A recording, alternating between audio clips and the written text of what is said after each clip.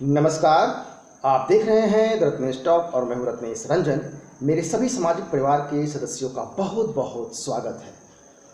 अभी अभी बिहार में एक राजनीतिक उथल पुथल देखने को मिल रहा है, एक उलटफेर देखने को मिल रहा है।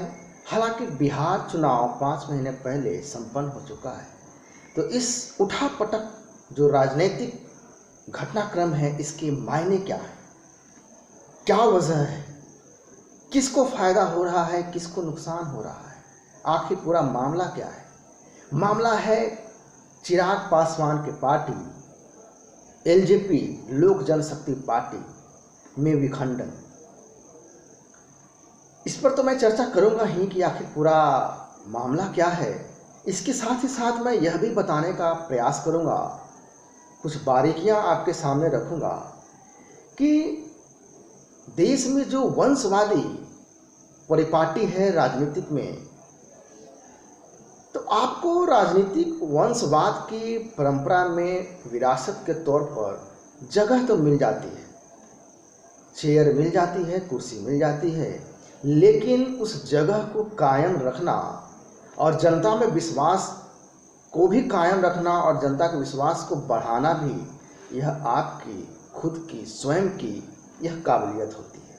यह काबिलियत जो है वंशवाद के रूप में, चेयर तो मिल जाएगा, कुर्सी मिल जाएगी, जगह मिल जाएगा, लेकिन काबिलियत नहीं मिल सकती।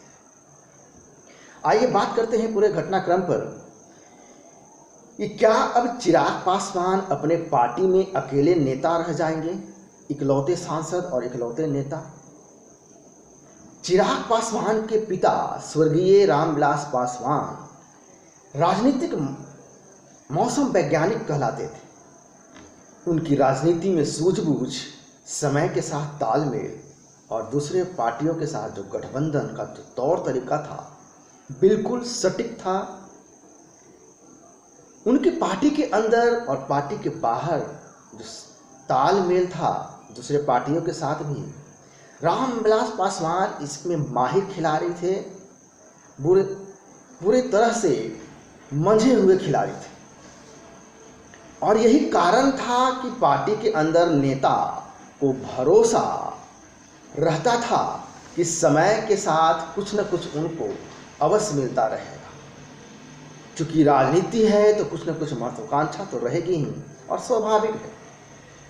सिर्फ पार्टी के अंदर ही नहीं, पार्टी जो दूसरे पार्टी के साथ जब गठबंधन करते थे, तो तालमेल और गठबंधन पर जो भरोसे में रख करके दूसरे पार्टी को भी फायदा दिलाने का विश्वास दिलाकर रखते थे। पिछला बिहार विधानसभा चुनाव 2020 से पहले एकाएक एनडीए से बाहर हो जाते हैं और चुनाव से पहले ही रामविलास पासवान का निधन हो जाता है दिल का दौरा पड़ने से। और इस क्रम में पूरी कमान जो है वो संभालते हैं चुनावी प्रक्रिया का।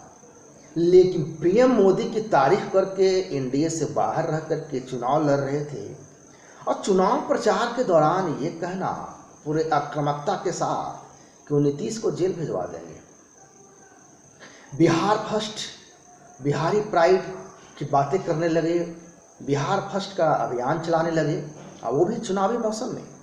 लेकिन इस आक्रामकता के चक्कर में चिराग पासवान अपने ही पार्टी के जो मूल चरित्र हैं वह भूल गए। चरित्र ये कि क्या वे अपने पार्टी के नेताओं को कुछ देने की स्थिति में थे, क्या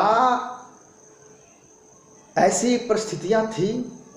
और दूसरी बड़ी गलती उन्होंने ये किया कि वर्तमान में जो राजनीतिक परिदृश्य है उसमें बीजेपी जेडीयू को एक दूसरे के साथ रहने में ही फायदा है, और इस परिस्थिति में वो जेडीयू खासकर नीतीश पर आक्रामकता होकर के, और आज के तारीख में वह बिल्कुल रसातल में चले गए हैं, यूँ कहें कि वह जीरो पे आ गए हैं।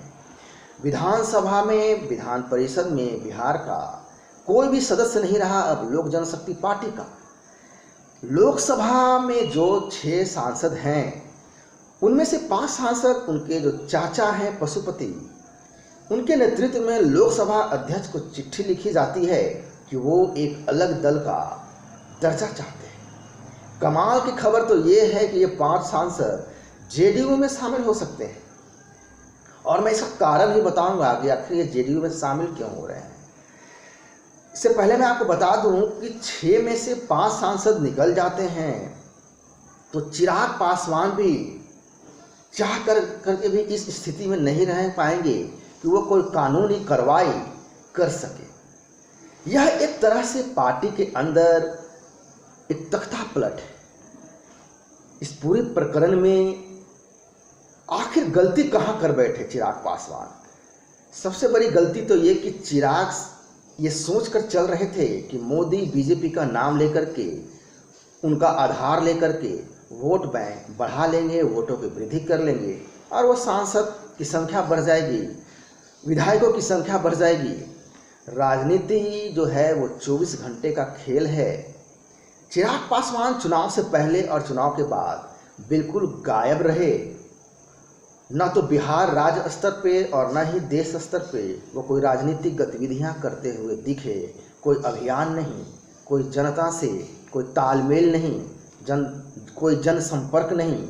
यहाँ तक कि कोविड महामारी में भी इनके नेता कहीं कुछ दिखे नहीं। एक युवा नेता के तौर पर बिहार राज्य का दौरा करना चाहिए था इनको, अभियान चलाना चाहिए था इनको, जनसंपर्क करना चाहिए था इनको। राजनीतिक लड़ाई और जनता के भरोसे का जो मजबूत करने का जो तौर तरीका था वो ज़मीन पर उतरकर वो कभी किया नहीं उन्होंने। एक बात और गौर करने लायक ये है कि ये समय जो हलचल मचा क्यों है, इस समय में आखिर वजह क्या है?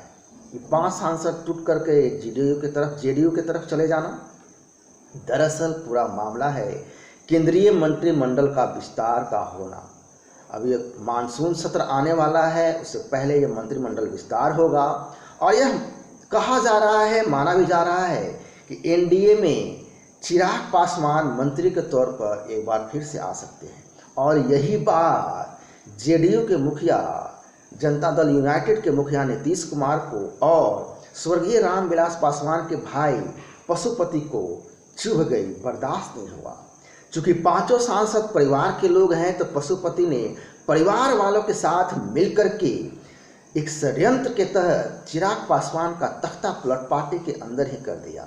और अब चिराग का अपना कोई खुद का वोट बैंक भी नहीं है, इसमें भी कोई दो राय भी नहीं है। जो विरासत मिली थी उनके स्वर्गीय पिता से मिली थी, यह राजनीतिक विरासत उनके अपने पिता से तो जरूर मिली, लेकिन वो इसे संभालने में अपनी तत्परता नहीं दिखाए, अपनी काबिलियत नहीं दिखा पाए। बड़ा सवाल ये कि क्या चिराग पासवान खुद का राजनीतिक अस्तित्व बचा पाते हैं या नहीं। इसमें कोई दो राय नहीं कि नीतीश कुमार बड़े ही चालाकी और चुपचाप तरीके से चिराग का राजनीतिक हैसियत कतर दिया है, हाशिए पे ला दिया है। ध्यान देने वाली बात यह भी है कि यदि जमीन पर उतरकर राजनीतिक लड़ाई लड़ने का विजन रखते तो यह हालत चिराग पासवान की आस नहीं होती। तो उनको यह मौका बखूबी मिला, उनके पिता रामविलास पासवान के रहते हुए भी और पिता के गुजरने के बाद बिहार विधानसभा चुनाव 2020 के समय भी। लेकिन जो मौका मिला, ड्राइंग रूम पॉलिटिक्स करने में इनकी ज़्यादा दिलचस्पी रही रामविलास पासवान की, और उसका नतीजा आप सबके सामने है।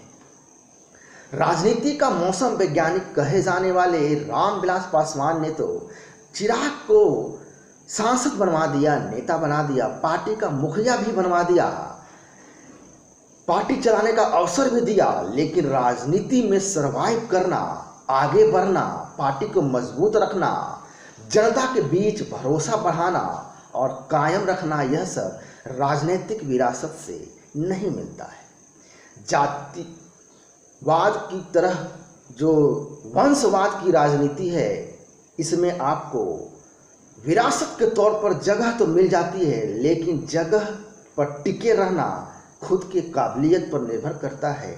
और यह काबिलियत चिराग पासवान में कतई नहीं थी। इसमें भी आप सबको दो राय नहीं होना चाहिए।